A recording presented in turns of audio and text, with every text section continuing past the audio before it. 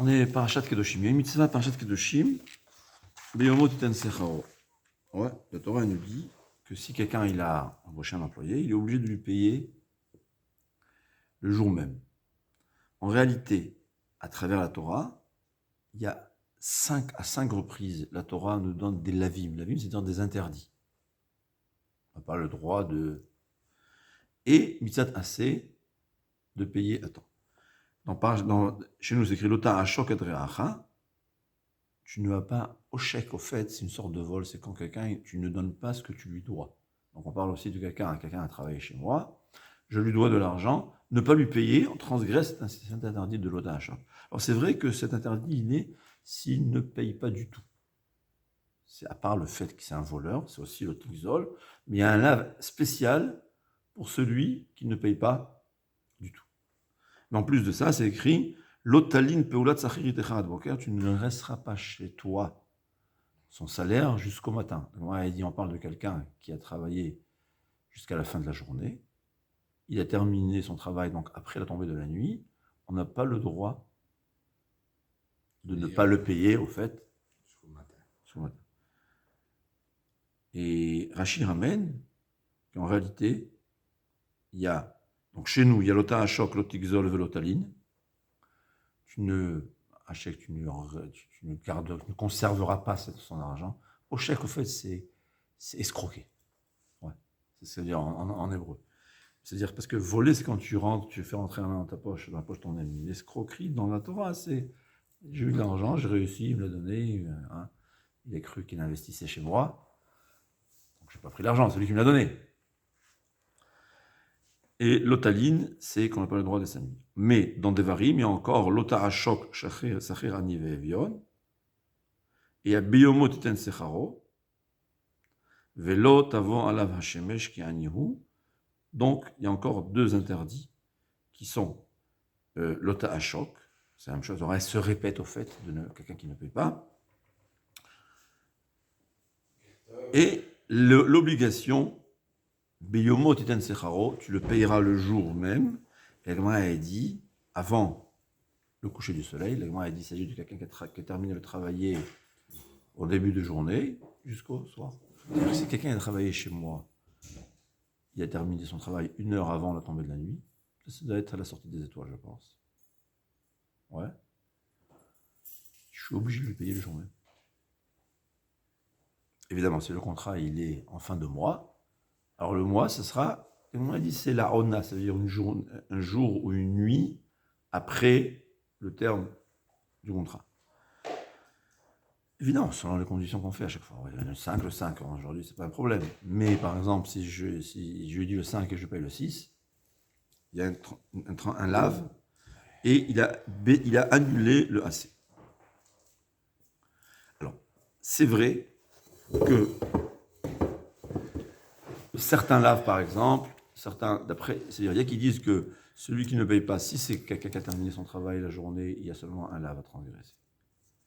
Et si c'est la nuit, un lave. Mais d'après le Rambam, c'est-à-dire, il a terminé la journée, arrivé à tomber de la nuit, à transgresser le lave de la journée, mais le lendemain matin, il a transgressé le lave du matin, de la nuit.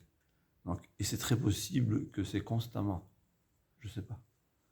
J'ai l'impression que c'est constant. Ça veut dire, c'est pas il transgresse une seule fois. La Gemara a dit, c'est possible que non. La Gemara a dit, il transgresse un autre interdit. C'est-à-dire, ce que je me souviens de la Gemara, c'est que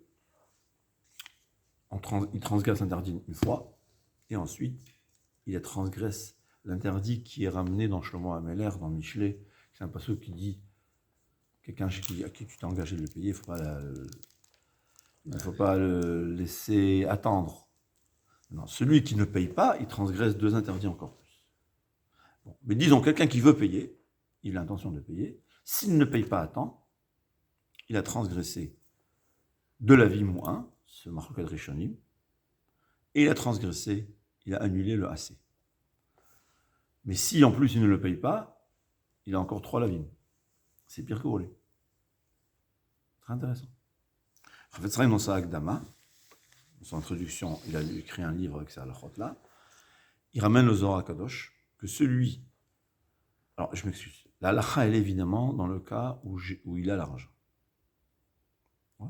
Mais il ne veut pas le payer parce qu'il veut encore investir, ou bien il ne veut pas faire sortir. S'il n'a vraiment pas, il n'a pas transgressé le lave, évidemment. Mais s'il a l'argent, même si cet argent est investi, même s'il a la paresse d'aller à la banque, ou la paresse de, là-bas il parle, le Chafetz Chaim, il avait un gros billet, il fallait faire la monnaie, il a la paresse, il transgresse un lave tellement interdit. Et s'il n'y en a pas? S'il n'y a pas vraiment, il n'a pas, il n'a pas. Alors, il a une obligation d'aller rechercher, d'essayer d'emprunter, mais s'il ne peut pas, alors il ne va pas transgresser le lave. D'accord? Le Chafetz Chaim, il ramène du Zohar HaKadosh que celui qui a transgressé ce lave, même si on lui a fait un bon décret de 70 ans, on voit souvent un décret de 70 ans, peut-être parce que 70 ans, c'est la moyenne de vie. Dans le temps, moi. Elle a dit, ouais, une big watch, mon imshana. J'en veux au début du passage. On vivait 70 ans, disons.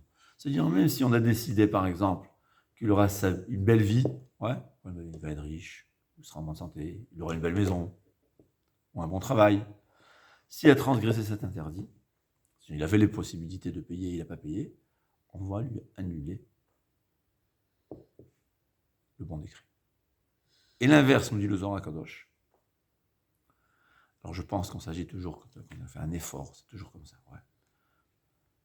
Si quelqu'un il a accompli cette mitzvah, il a fait un effort, je pense, ou bien quelqu'un qui fait très attention d'accomplir cette mitzvah comme il faut, ouais, eh bien, même s'il a un mauvais décret pour 70 ans, on va l'annuler, ce mauvais décret. Tellement cette mitzvah est importante. Incompréhensible. Qu'est-ce qu'il y a tellement grave? C'est pire que voler, comment ça se fait? On verra l'explication.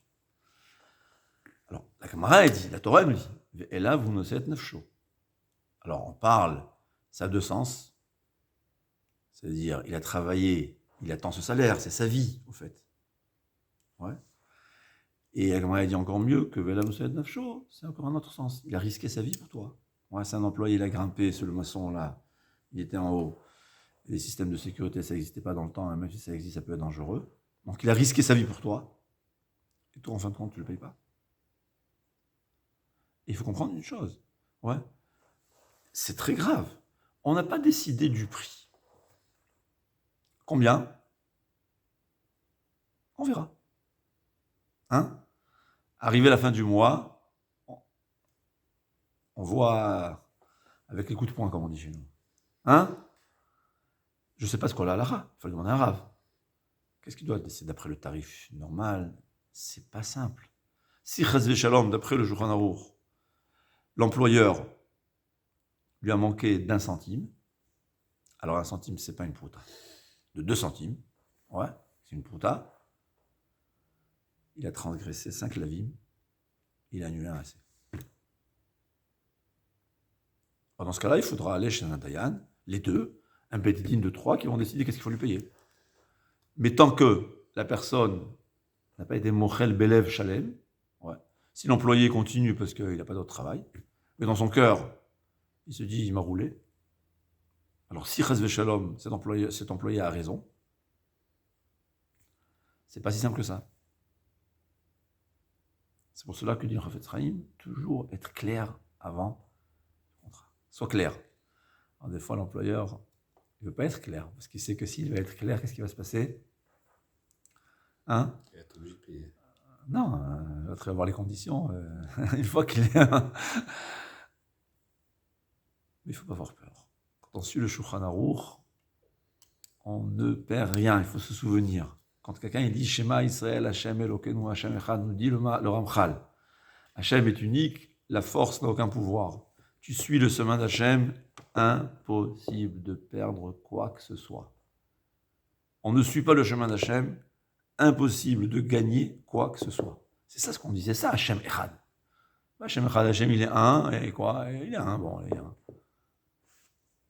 Et pendant qu'il dit Shema Israël, il fait son programme comment escroquer l'autre. D'abord, si Hachem Echad, c'est que Hachem il fait tout, si Hachem il fait tout, comme dit le Maharal, le Ramchal, donc le mal, le Satan, Le diable, ce que l'égoïme appelle le diable, n'a aucun pouvoir. Zéro pouvoir. S'il a zéro pouvoir, c'est pas possible qu'en attachant au diable, au Satan, au Yetzirara, je puisse gagner quelque chose. C'est ce qu'il faut se mettre dans la tête. Sois honnête à 200%. Birkat Hashem hita ashir, t'auras la bracha d'Hashem, c'est-à-dire c'est Hashem qui te donne ton argent en main propre. L'eau, j'oublie le pasouk, le Yosif Imam Achov, en tout cas, il n'y aura aucun malaise avec. C'est-à-dire aucun malaise, ni le fisc, ni le Aïnara, ni la jalousie. C'est l'argent pur, mais à 100% cachère. Pas 50%, ou pas Bediavad. Bediavad, c'est permis. Mais c'est pas sur ça que Hachem ne te donne pas quelque chose que c'est Bediavad. C'est vrai que Bediavad, a posteriori. Ouais. Il y a une marloquette, je me suis appuyé, ça fait X, j'ai compté sur celui qui permet. Alors c'est permis, tu peux te rendre risqué. Alors il n'y aura pas de klala peut-être, pas de malédiction. Mais dès que ton copain il aura un peu de Haïnara, ben ne te plains pas.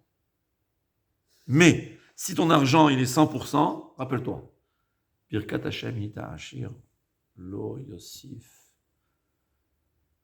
Kevima. En tout cas, il y aura zéro malaise, même pas le Haïnara, qui est le pouvoir le plus puissant. L'Aïnara, ça peut parfois changer de décret au nom. Ouais, quand quelqu'un est jaloux de toi, Hachem nous donner le pouvoir. Il est jaloux de toi dans son cœur, il te maudit au fait.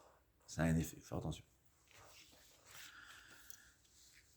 C'est ce qu'il faut savoir. Alors, pourquoi c'est bon s'il traîne pour le payer et qu'entre-temps il doit prendre de l'argent ailleurs à intérêt, est-ce qu'il peut lui compter des intérêts? Non, d'après la Torah, ce qui est provoqué, on n'est pas responsable. Alors parfois, Bedin Neshamayim, oui, mais Bedin Mamonot, non. Parce que ce qui est provoqué, le Nezekim, c'est comme ça. C'est pas, il faut savoir. Il faut toujours aller au Bedin. Des fois, si le dommage et intérêt, c'est interdit d'après la Torah. Bon, il y a des fois quand c'est indexé, c'est permis. Je ne suis pas compétent. Il faut demander à Dayan.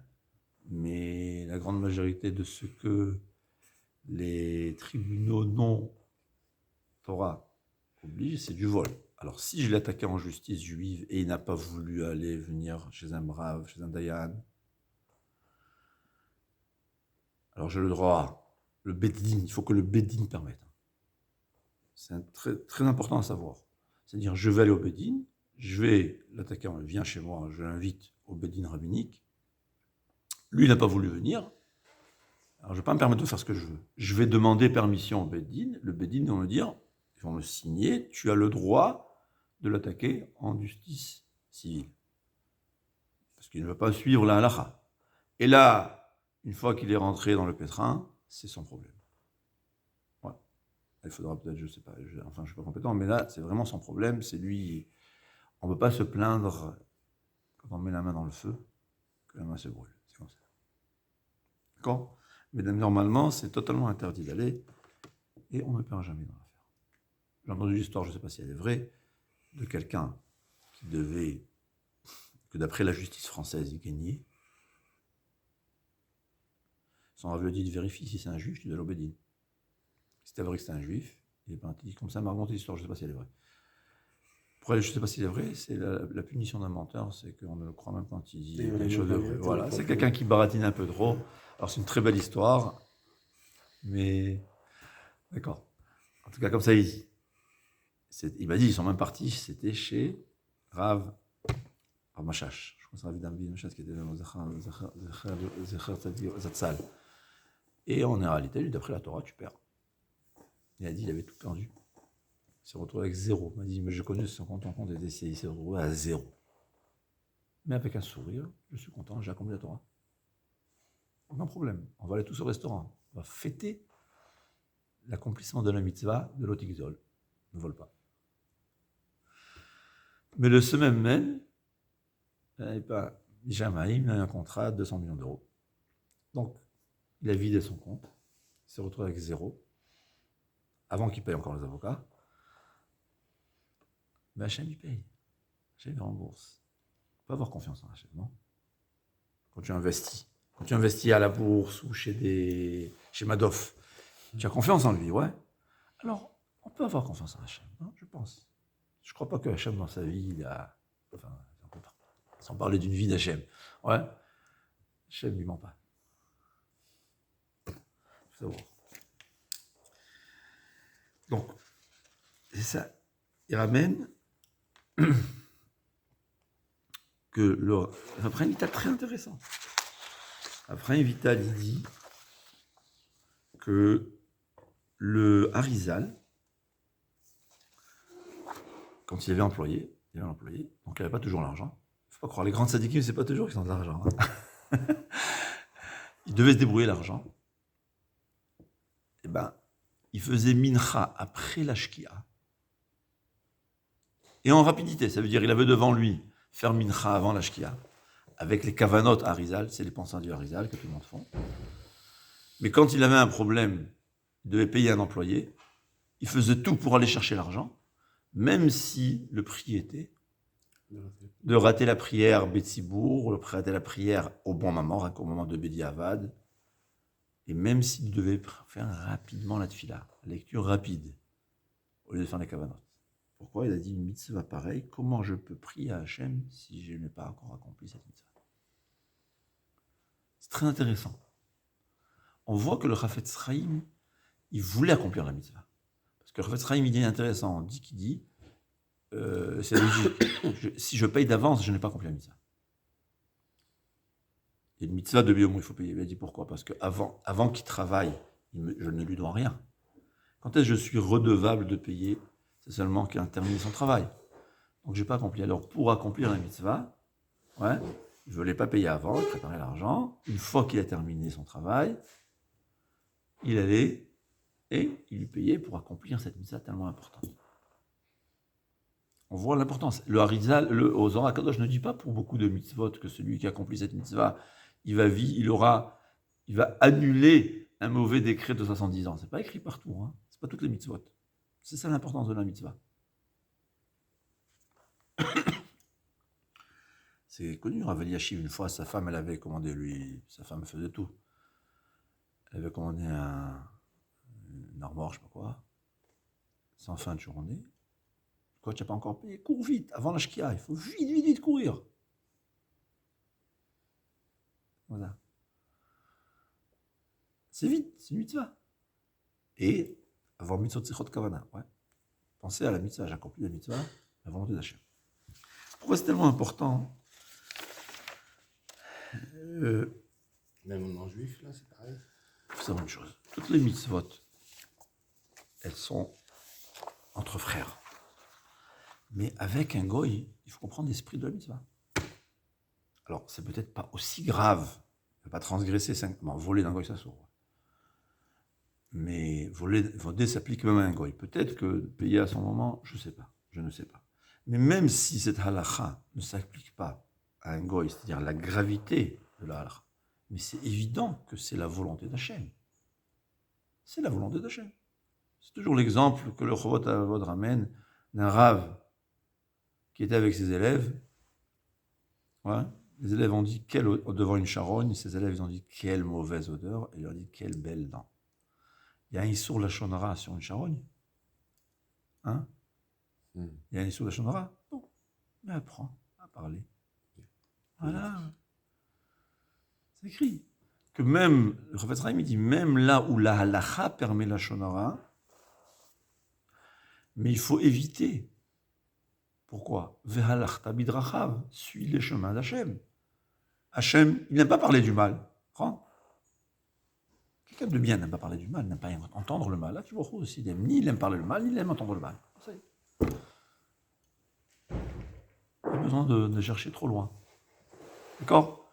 Donc je ne sais pas si la gravité, celui qui ne va pas payer à un non-juif, il aura les 5 lavim, mais il va le passer. Mais c'est sûr que c'est la volonté d'Hachem. C'est vis-à-vis de toi-même, sois quelqu'un d'honnête. Parce que ça, ils nous disent au fait. Ils disent qu'en vérité, quand quelqu'un, un employé est ton esclave, comme ça c'est écrit. C'est ton esclave. Ouais.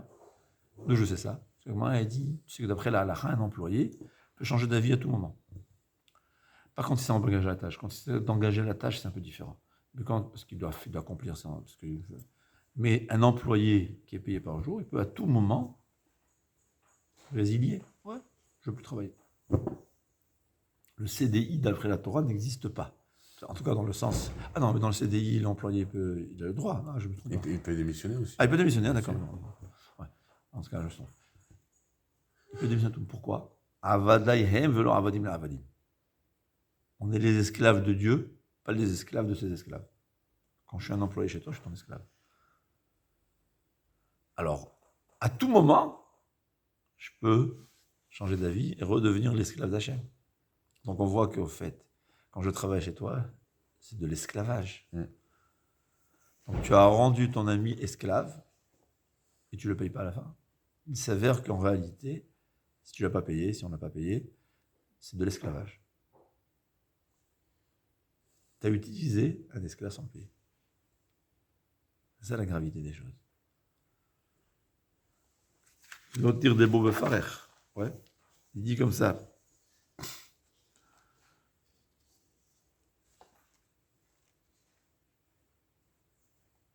C'est incroyable. Incroyable.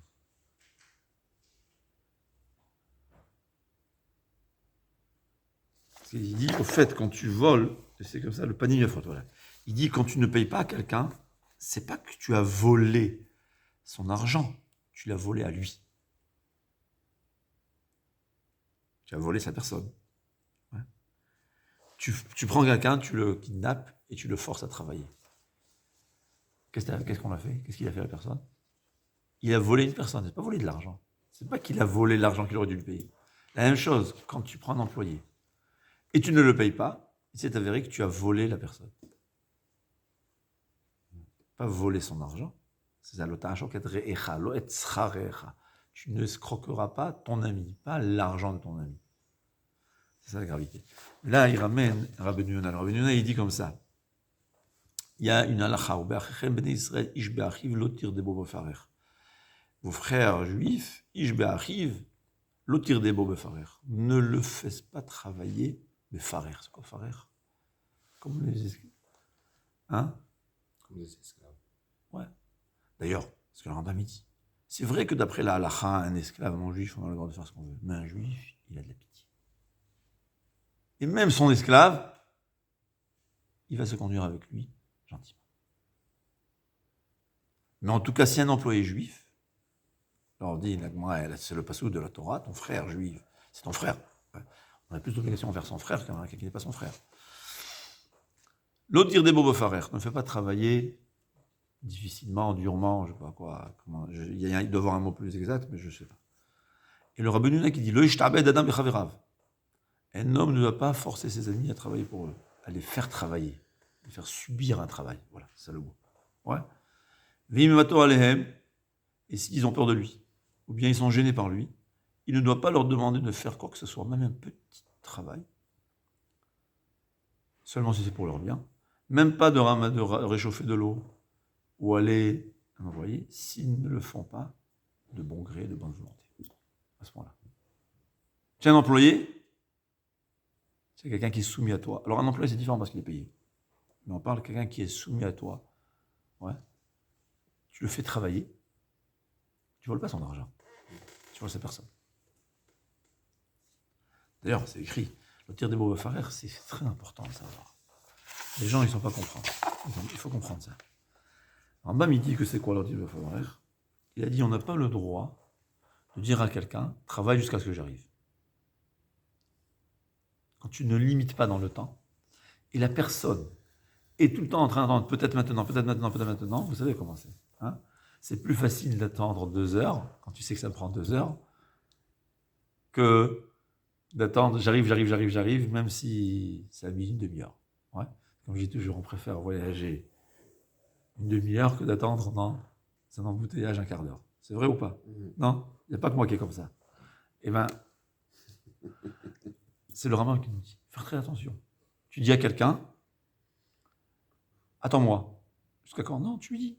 Tu sais, tu peux même des fois, elle dit, rajoute. Dans 1 heure, j'arrive. En fait, quand tu vas arriver une demi-heure avant, et tu vas dire, oui, je l'attends, ça va, j'ai 5 minutes. Ne dis pas à quelqu'un, j'arrive, et tu ne dis pas quand. Comme ça, il dit, tu fais un travail avec un employé. Jusqu'à quand? On verra. Attends-moi. Hein? Il s'en va, son chauffeur, il attend jusqu'à quand tu l'attends. Attends. Le chauffeur, il ne sait pas, il regarde, il ne peut pas aller aux toilettes parce qu'il ne sait pas prévenir. C'est Nikra Avodat Parer. C'est un travail qui fait subir. Le Rambam dit on n'a pas le droit de faire ça. Bon, alors voilà, il chot employé.